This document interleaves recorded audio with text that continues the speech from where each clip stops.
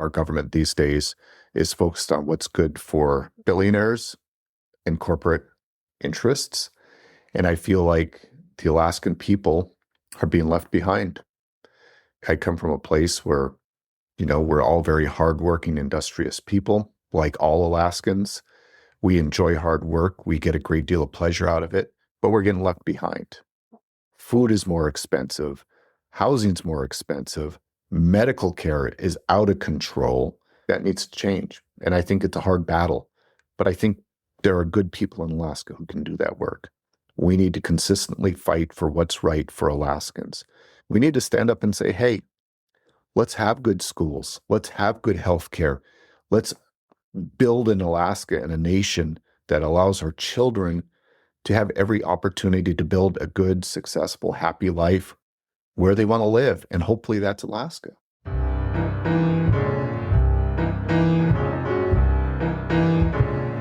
Welcome to the East Anchorage Book Club. I'm your host, Andrew Gray. The purpose of this podcast is to tell the stories of Alaskans of interest and importance. Today, our guest is the former superintendent of the Bristol Bay Borough School District, Bill Hill. Raised in Kokhanok, Bill's family moved to Naknek when he was a sophomore in high school.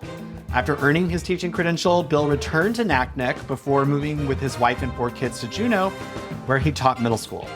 After his oldest 2 kids graduated from Juneau-Douglas High School, the family returned to Naknek, where Bill became an administrator in the Lake and Peninsula School District, based in King Salmon. In 2013, Bill became the superintendent of the Bristol Bay Borough School District, and he stayed there until his retirement in 2023. Bill Hill, welcome to the podcast. Andrew, it's good to meet you. Tell me a little bit about your early life. My early life was the classic frontier bush upbringing. My family lived in a little town called Kokhanok on the south shore of Iliamna Lake. There were about a little over 100 people who lived there. My parents were teachers, and the children ran wild. Were they the only 2 teachers in the village? There were more teachers as the years went by. There was always at least one other teacher, but then eventually I think Kokhanok ended up, before I left, with 5 or 6 teachers. Cool. And you guys moved from there to Naknek? Yes. So when I was a sophomore, my family decided that it was time to get to a larger school. In my class in Kokhanok, I had one other student who was my age. And so in 1984, when I was a sophomore, we moved to Naknek, and I had 13 kids in my class. That's a lot more, 12 more than you had. Yeah, it was like percentage-wise, it's unbelievable that growth. So it was like the big city, coming to the big city. Are you the oldest? I am the oldest of 6. Okay. Yeah. So you had the longest experience in Kokhanok. Yeah. I have never, I swear, I've never even seen that word before. Do you know the band Portugal the Man? I do know of it, yeah. Look up their most recent song. It's called Kokhanokers. Oh, really? Okay. So y'all are like making the big time now. Yes. Yeah. I still have a couple brothers who live there. So, okay. Yeah. Your family moved to Naknek in 1984. Yep. And you graduated from high school there. Yep. And that felt like being in the big city. It did. Do you have any particular stories that contrast the difference between being in the small village versus being in the big village? Well, I think just talking about the number of people, there's a lot. There's a lot that's different between a place like Kokhanok and a place like the Bristol Bay Borough, which is Naknek, South Naknek, and King Salmon. Kokhanok had between 100 and 140 people when we lived there, so I knew everybody. You knew everyone in the community almost intimately. You know everything about them. We had a lot of opportunities to hunt and fish and trap, a lot of subsistence activities. We had to chop wood, hack water. We had a steam bath and an outhouse, and it was just a real frontiers upbringing. Naknek was much more modern. We actually had indoor plumbing, which was something that I probably won't ever retreat from because I like the indoor plumbing. And there were a lot of people. And so having to interact with people you didn't know on a daily basis, or at least initially, because it was about 1,000 people in the borough, at least initially, it was difficult. Learning how to do that, how to navigate a bigger social environment. And there was just a lot more going on in school in terms of the different classes that were offered. In Kokhanok, we had a lot of reading, writing, arithmetic, and then whatever else could be added through itinerant specialists and music or art or things, but they weren't there all the time. What school district is Kokhanok in? Kokhanok is in the Lake and Peninsula School District. Okay. And School actually, district that you went on to work for. Yeah. that I went out to work for. And actually, it was a district that was started by one of my uncles, Frank Hill, who was one of the first native superintendents in the state of Alaska, along with the mayor at that time, who was Glenn Allsworth, Sr., started the Lake and Peninsula Borough so that they could form a school district. And So I'm like looking at a map right now. So did all these communities around Iliamna end up? Yeah, and even Lake further. So Port Allsworth, and then Dalton, okay. Agiagic, New Halen, Kokhanok, Chignik Bay, Levelock, Chignik Lagoon, Perryville.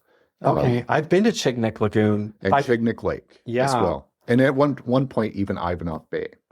So I'm just going straight to like a policy issue that we hear in the legislature is that we have 53 school districts, I think. And there's folks who say that it would be more efficient for us to have less school districts because we have so few people. Mm-hmm. You know, there's, I guess, Los Angeles Unified School District probably has more students in its district than all of Alaska combined. And so having been somebody who worked for the Lake and Peninsula School District, and then you were the superintendent at the Bristol Bay Borough School District, can you speak to the legislators who are constantly trying to reduce the number of school districts we have? I think there are a lot of things that, in my mind, make sense, and a large part of it is local control. Alaska is not just one single sort of populace across the state. The people in the Bristol Bay Borough School District are very different from the people in Utqiagvik School District or the Juneau School District or the Anchorage School District. There are very clear distinctions, and I think local control is a big issue. And who knows how to spend the education dollars the best? It's the local people. Who knows what the local populace desires in education? It's the local people. Can you give an example of, because King Salmon King Salmon is the office for Lake and Penn School District. Right. Actually, when I look at the map and I see Lake and Penn and Bristol Bay Borough School District, they're next to each other. So for somebody who never lived there or never visited most of these places, I think through the eyes of that legislator who wants more efficiency, why can't those two districts combine and be one school district? Sure. I think the answer is that we've combined where it makes sense. We've created the Bristol Bay Rural Regional Career and Tech Ed program, which serves students from the Dillingham School District, the Lake and Peninsula School District, the Southwest Region School District, and the Bristol Bay Borough School District. Very successful program teaching career and tech ed to students from all across the region. We've also developed a program that's in unison that's helped extend the careers of new teachers to our region with the assistance of the Bristol Bay Native Corporation and the Bristol Bay Economic Development Corporation. But there are some very big differences. The Bristol Bay Borough School District is centered in Bristol Bay. It has 3 communities very closely knit that are easily accessible to the Bristol Bay Borough School. The reason that the Lake and Penn School District has an office there is because of the airstrip. The airstrip allows supplies to come in and be distributed to the very isolated schools in the Lake and Penn School District. And they're much smaller schools, and there's no way that if you want to talk about consolidating school districts, you look at the Lake and Peninsula School District, they have a very large school district in terms of geography. And at the time I was a superintendent, they had more students than the Bristol Bay Borough School District. They were able to have a district office staff of support, business officers, assistants to the superintendent. You know, there were more district office staff. But when you look at the Bristol Bay Borough School District, I'd say that district is run very efficiently because there was one business person in my office, and then I was in the office, and I did all the superintendent things, but I was also helping with maintenance. I was also helping drive students to the airport when we had activities. A small school superintendent doesn't have a large staff, and so a lot of it is on the small staff that's there. So I'd say it runs very efficiently in terms of staff numbers. And where are you going to get your savings? I don't see any major savings if you combine the districts, because a small school superintendent in the place I was at, yes, we could contract with Lake and Penn School District for business services, and we did sometimes. But it has to be reasonable, and it also has to be connected enough so that you're not devaluing the services that you're providing to students. And I think the greatest impact you have is when you're looking at students and you're seeing what best serves them, and the local population knows how to best serve those students. Yeah, well, you made a point about being able to drive between Naknek and King Salmon. And so that school district is being able to get from one part of the district to the other just by driving, as opposed to Lake and Peninsula, which is spread out over enormous geography, and you cannot drive between any of the places. No, they're all isolated. And the reason that the district office is there is because they are able to receive supplies and distribute them across the region. It's actually centrally located within their school district. It's pretty efficient if you're thinking about things. Well, let's bounce back. So your paternal grandmother is Denina? Yeah. Yep. And were you close to her? Yes, very close. Yes. Katie Trefon Wilson Hill. I mean, I knew her as Grandma Katie, and she was just a great lady and just a big part of our upbringing in our life. Yeah. Did you go to visit her? Did she live with you guys? A little bit of both. When we moved to Naknek, that's where her home was. And so we spent a lot of time with her when we moved to Naknek. But before that, she would visit frequently. And then she also spent time up in Port Allsworth, where she had her own little cabin up there. And we'd go up and visit her there sometimes as well. She was a big part of our life. Were you close with your other grandparents? So my grandfather Hill passed away. And then my grandma Katie married another person, Chester Wilson. So Billy Hill and then Chester Wilson. She outlived Billy Hill, and then she ended up outliving Chester Wilson and had a total of 13 kids between the two of them. The first 5 being Hills.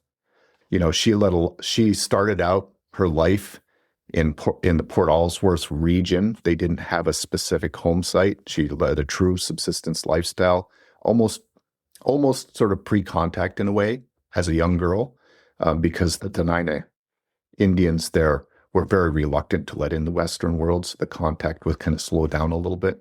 And then through the course of her life, you know, she was traveling on jet planes across the nation, but she was an amazing lady that made some very conscious decisions to make sure that her children were well educated.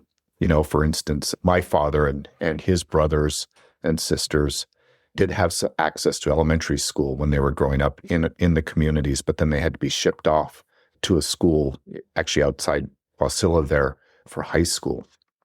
When I was growing up in Kokhanok, the kids in Kokhanok would fly to Naknek for high school.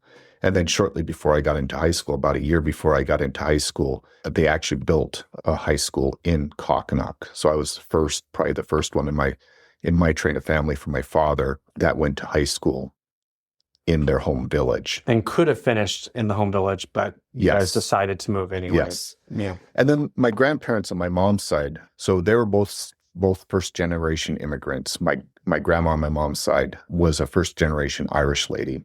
And then my grandfather was a first-generation German. And they ended up getting married, which is interesting, you know, an Irish and a German. And they had 7 children. And Grandpa Kohler, he was in the Navy, ended up being a captain. His ship, the California, was sunk at Pearl Harbor. And then my grandmother, you know, she took care of the family, and they traveled all over the world as a family, England, Hawaii, and eventually up to Fairbanks, where my mother met my father. And that's when the Hill family started. How did they meet in Fairbanks? At school. UAF? UAF. Yeah. And they both became teachers. Did they have any relationship with Kokhanok, or was it just a random assignment? No, I mean, my father and his family grew up in New Halen and Iliamna area. And also, you know, they spent a lot of time in Levelock and places. But actually, my father was not interested in teaching at first. He was actually going to jump into a political career and run for, I believe it was State House. And 1 month before he was no longer eligible, he was drafted. And my mom was pregnant with me, and he was sent to Vietnam. And I just learned this recently, but Jay Hammond at the time was really invested in my father. And so he was flying my father around to events with him, even though Jay Hammond was a Republican and my father was a Democrat. And So my father had an interest in politics, but after his experience in Vietnam, he lost his taste for politics. And when he came back, they decided to go into teaching. There's a terrible war. And I mean, did he talk about it with the kids, or did you find out about it later? Or He didn't talk a lot about it. No. And his political life, we didn't hear much about that either. And I actually have another uncle who went to Vietnam as well, and he doesn't talk much about it. after you graduated from high school in Naknek, you went to college. Yes. Yeah. And where'd you go? Well, my first 2 years was at UAF. Like many Bush students, I did not do well coming out of Bush, Alaska and going to a real big city. Had a lot of just like sort of transition issues. Didn't do really well my first couple of years. So after the first 2 years, I said, you know what? I'm going to take a year off. And I went and I traveled the world a little bit. Went to Norway and I went to France. And then I went and got my pilot's license in Michigan, Holland, Michigan. And then after that, I went back to school in Anchorage here for an education degree. And at first, I wasn't really hot on education because both my parents were educators. So you're kind of rebelling and not wanting to do what they did. Yes. And I thought for sure, I was a good 80s kid. I was going to be a businessman, but Right. that wasn't working. And so I did a lot of self-reflection and some interest inventories and some career counseling, and educator kept popping up. And I was like, oh my gosh, I better try it. And so I tried it and I just fell in love with it. And it was a good fit. And during that same time, I met my wife, Diane, and started raising a family. And You started teaching in Anchorage? I did my student teaching in Anchorage. And then for a year, I did substitute teaching in Anchorage, which is a life of waking up to 5 a.m. phone calls. Was this like the early 90s? It would have been the mid-90s. Mid-90s. Mm-hmm. Correct me if I'm wrong, but that was a time when we had lots of people applying to be teachers, and it was much more competitive than it is today. It's not like every district was desperate for anybody with a teaching credential. So it was actually wasn't just straightforward, like you get your credential and then you go to work at the school of your choice. Yes. So the first job fair I went to right out of college, there were over 800 candidates, I believe, maybe 1,000 candidates at the job fair, standing in lines. You could barely make your way through the convention center. The last year I was a superintendent, that same job fair, there were more superintendents and staff than there were candidates. Wow. And I believe there were probably less than 60 candidates that actually showed up. Holy cow. You're the perfect person to answer the question. What was Alaska doing in 1995 that led to 800 candidates? And then what changed so that in 2022, 2023, the last time that you went, that there was only 60? Where did the 720 candidates go? Where did the 720 candidates go? Man, I think that's a multi-layered issue. Number one, if you took my beginning salary as a teacher when I started back in late 90s, and then I compared it to the beginning salaries of the teachers that I was hiring, was it 7 years ago? If I had adjusted my original salary for inflation and compared it to the teachers I was hiring, I would have to pay them $14,000 more a year immediately. On top of that, we incentivize the new teachers leaving. We have a retirement system that says, hey, we're going to provide you a lot of support for the first 5 years, and then you've basically gotten everything you can from the state in terms of a retirement, and that becomes an incentive to leave. You could stay here and tread water, or you can move somewhere else and get, work towards a pension. Yes. And that's the other part is other states are paying their teachers more than Alaska is. So people come up for a 3 to 5 year Alaska experience, and then they take their savings and they go to a school district in lower 48 that's going to pay them more and provide them services and opportunities at a lower cost than Alaska. And there's an incentive to leave. Even for those people who really love Alaska and would like to stay, when they start raising a family, they say, look, this doesn't make sense. I've got to find the best path forward for my kids. And so they do the calculation and they leave the state because it's the best thing for their family, even if they might want to stay in Alaska. I had Harriet Drummond on the podcast recently. She served on the Anchorage School Board in the 90s. And something that she's noticed is that she knew very well when she was on the school board in Anchorage in the 90s that it cost $8 to $10 million to build a new school.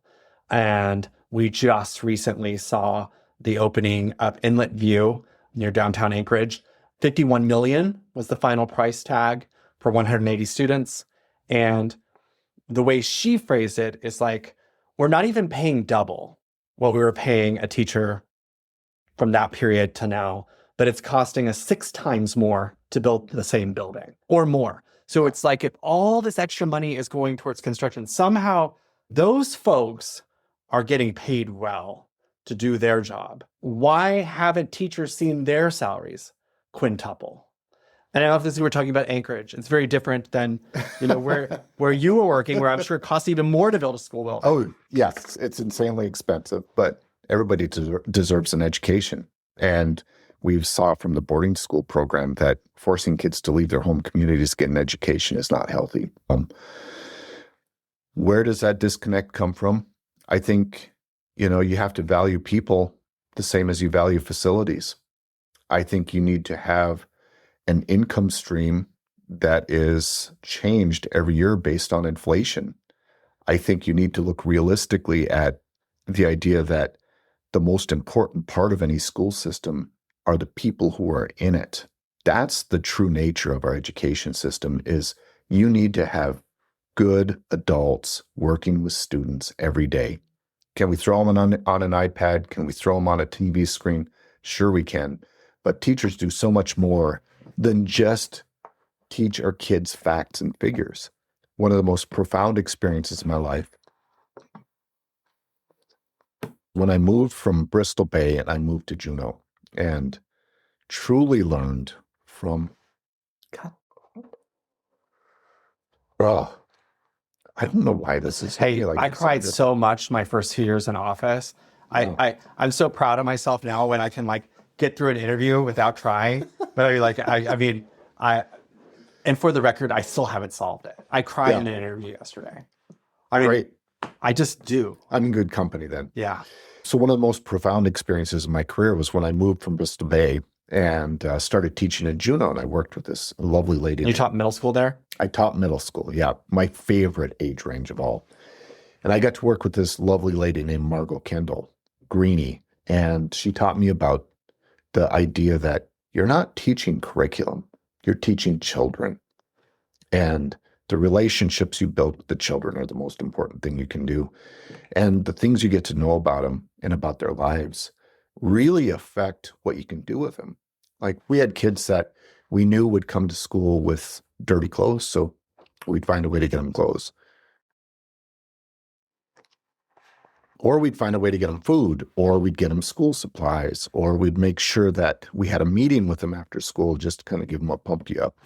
But it was also really fun. There was a lot to education there that was just a real blast, because we had a classroom, a team between myself, Margot, and 2 other teachers, Paula Janowick and Mike Hyman.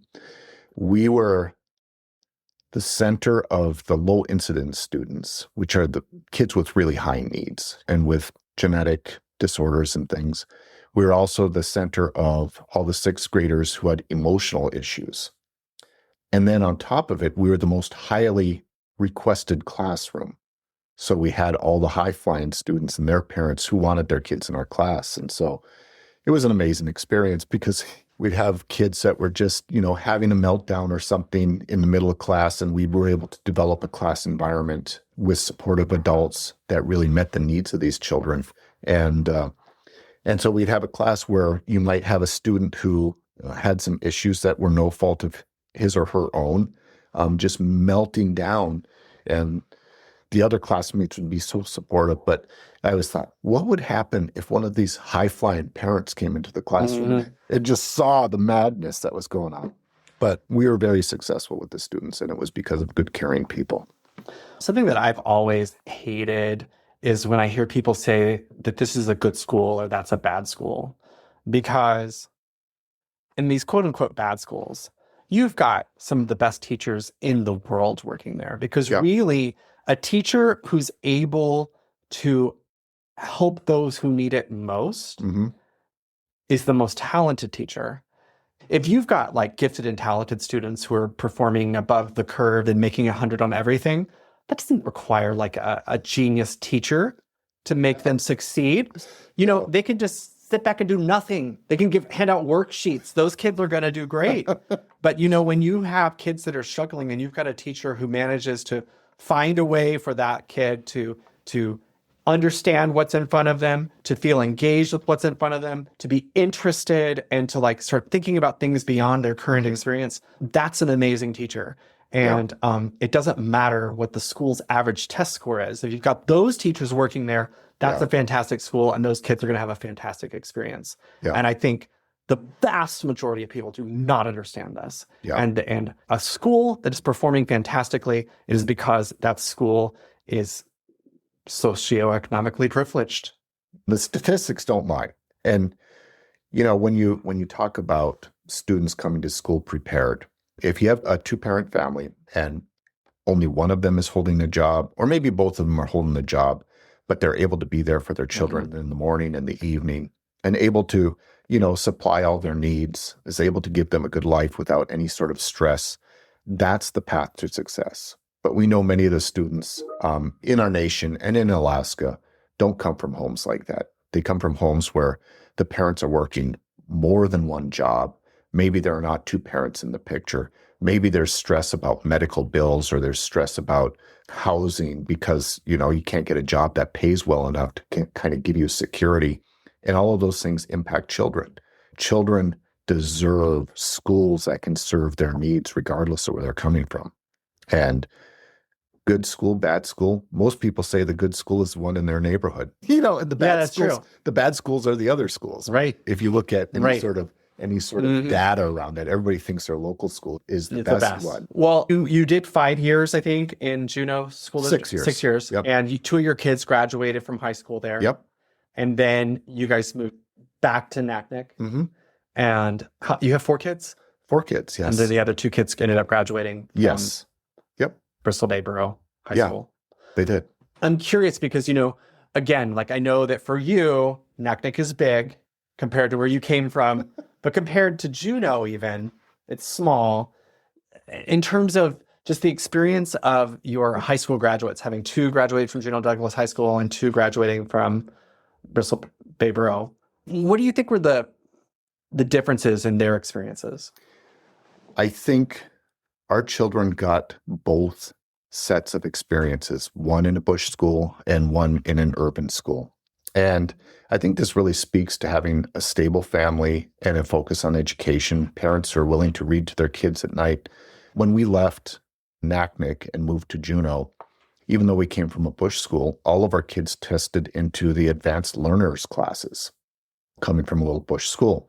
So they had good support at home and they had great teachers in a bush school. Our 2 oldest kids who graduated from JDHS, one of them is a successful real estate agent here in Anchorage, Emma. And then the second, Billy, is the elementary principal at Ock Bay Elementary School in Juneau. The 2 youngest that graduated from the Bristol Bay Borough School District, Eric just graduated with a computer engineering degree, and he lives here in Anchorage with his wife, Mackenzie. And our youngest, Gabriella, is finishing her 3rd year of law school at Yale. It doesn't matter where you're coming from. If you have a good school and you have good parents around, and if you don't necessarily have a good family support group, if you have good positive adults in your school, you can do amazing things. Mm-hmm. And did you start working for administration when you went back to Naknek? Then, you went to work for the Lake and Peninsula. So when we moved back from Juneau, I started working for the Lake and Penn School District. And it's sort of an assistant superintendent position, but it was really a catch-all. I oversaw special ed. I oversaw the counselors. I oversaw student activities. I oversaw testing. You name it. It was kind of everything. A classroom teacher to going to be an administrator, it's a different skill set. Mm-hmm. How did you know that you knew how to do that administrative job? I didn't know. But what I did know is that I worked under some administrators who were very bad for a school district I was working in. And so you got to see the wrong way to do it. I got to see the wrong way to do it. And I loved teaching kids, never had a bad day working with kids. But I also found out that, you know what? If I did that job, at least I'd care about the people. Mm-hmm. Did I know that I could do it? I think I've taken on a lot of difficult things in life, and I know that it's a progression. I think I learned a lot from my family about hard work and making sure you put in the effort to be something that is not just successful, but also helps your community. And I learned a lot from my middle schoolers. They're great. They're great people, and they taught me a lot about how to work with people and how relationships matter and how, yeah, my little middle school student who might not know how to do math very well, if we just find them the right resources and the right supports and the right peer groups, they're going to do just great. And so you apply all those lessons to something new and big and different. Did I know that I'd be successful? I couldn't tell you 100%, but I could tell you that nobody was going to work harder than me. You said you worked with some bad administrators. What are the most common mistakes of bad administrators? Well, I think part of that's a matter of perspective, right? When I said bad administrators, I was working as a teacher, and the actions that the administration were essentially forcing out long-term teachers who had been a very valuable part of the school that I was working at. And so from that perspective, I as a teacher thought, oh, they don't really care about the teachers, and they're just trying to move them down the road so they can get some cheaper teachers in here. As an administrator, I could see maybe there were some other things involved, but I think administrators who don't connect with staff on a regular basis and don't build a relationship with them may not be as effective as those who do. I think administrators who don't keep the mission, what is best for children first, they may be successful, but their success may be at the loss of maybe at the children's loss. I think administrators who don't care for the people that they work with and around them, I think they can be successful. And if you're looking at some metric like moving up the corporate ladder, which is, for some people, that's their perspective. But I think in terms of building a healthy working environment and actually providing an impact that's really positive for kids, that's something that a good administrator has to do. I think a good administrator has to care for the community, care for his staff, and most importantly, care about the outcomes for the children. Did you have your own plane? I'm curious, like just being like, how did you connect when you were the administrator for the Lake and Penn School District? I mean, were you able to fly yourself to these schools and visit? No, I mean, the liability involved there wouldn't allow that. And I did not have my own plane, but we flew commercial. Gotcha. I just imagine that that's an expense that other school districts don't have, is the price of traveling from village to village. Yes. Huge. Yes. And it even prevents, like some of the smaller schools that I was the principal of, the expense of having a full-time principal on some of the school sites wasn't something that we could do. And so, an administrator like myself might be the principal of a couple of school sites. Like I was the principal of Igiagik and I was the principal of Perryville. And so once a month, we'd fly out to the schools and do administrative duties, work with the community, work with the teachers, and, make sure that things were being implemented correctly. So, the flight was expensive, but, in terms of cost, it was less expensive than having full-time administration at each site. And then your last 10 years in administration, you were the superintendent of Bristol Bay Borough School District. Yes. Was that a position you were seeking, or did it land in your lap? How did that happen? Essentially, the superintendent submitted his resignation, and a number of community members said, Bill, we want you to apply. And I applied for the job, even though I felt I wasn't quite ready. It's another one of those things when you feel the mission, you jump in and do it. And through several rounds of interviews and even a very public one on the school stage between myself and the other candidates, after several rounds of interviews, I was selected as the next superintendent. Were all the other candidates living in Naknek? One of them was actually the principal at the time. And, he would have been a great superintendent, but the community really wanted a homegrown kid running their school district. What was your experience like as superintendent? I think if I look back at it, it was amazing. It was many, many times when I've gone into jobs within about 3 years, I feel like I've got the bases covered and I could do it pretty easily. And for me, that's always a time of, okay, we need to look at things and see if maybe we need to challenge ourselves a little bit more. The superintendency, that never happened.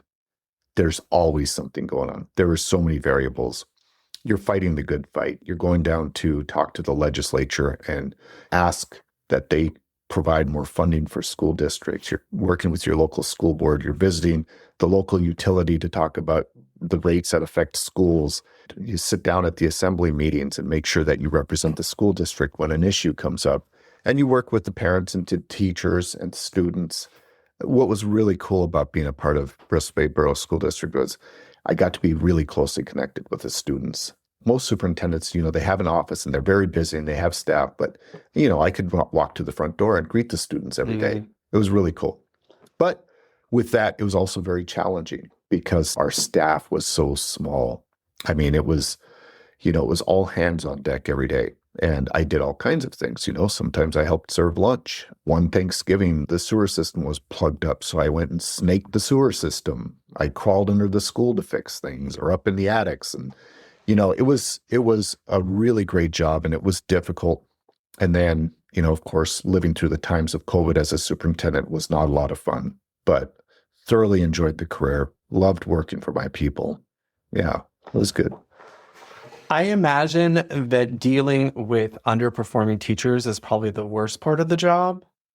But this is where I actually maybe don't have the best understanding, because maybe that's the principal's job and maybe that's not the superintendent's job. And so I'm curious about what was the most challenging or uncomfortable or least desired task of being the superintendent.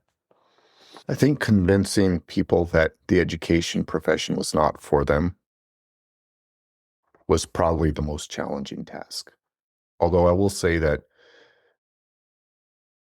sometimes working with staff members who are upset and are good staff members, but also need some direction in how to be more successful, that's challenging, but that's good work. I think working with upset community members is difficult, but it's good work, because everybody needs to be on the same page with how a school functions and how to serve their children.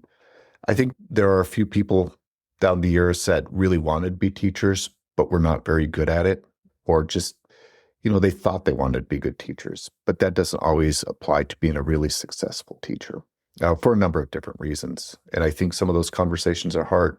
Well, I'm glad you brought that up, because I think a stereotype that folks have in the community is, there's that old saying that if you can't do, you teach. And I think sort of the underlying disrespect and that whole idea is that anybody can be a teacher. And it's the fallback profession for everyone, because how hard is it? And I think there's a lot of disrespect for it being really an art form, and learning how to be a good teacher requires talent and it requires work. Oh, absolutely. First off, I dare anybody who says that to spend a couple weeks teaching. Not just a day, not just a period, to spend a couple weeks teaching, and including making lesson plans, delivering lesson plans, working with children every day, making sure that everybody is safe. It is really difficult. When I did my student teaching, it was with Juneau-Douglas High School out in Eagle River. And I'd done a lot of construction. I'd been a commercial fisherman. So I know how to do hard work. I can work circles around a lot of people. But when I started doing my student teaching at Juneau-Douglas High School, I couldn't make it back to Anchorage at the end of the school day. I would literally have to pull over and take a nap. Because it was just taking so much out of you. Oh, yeah. It is Brain so power. hard. It's amazingly difficult to be a teacher, and they deserve a lot of respect. Well, it's funny. I never really talk about this because I don't feel worthy, but I taught 2 years of high school in Los Angeles. Thank you. From 1999 to 2001. So I was like 24, 25 years old. And I poured all of my work into making it through the school day, having an interesting lesson plan, figuring out how I was going to do it. So the one thing I did not allow any energy for was grading papers. And so I had these nightmares like the day before grades were due, where I would have stacks like this high and it would be like 2 a.m.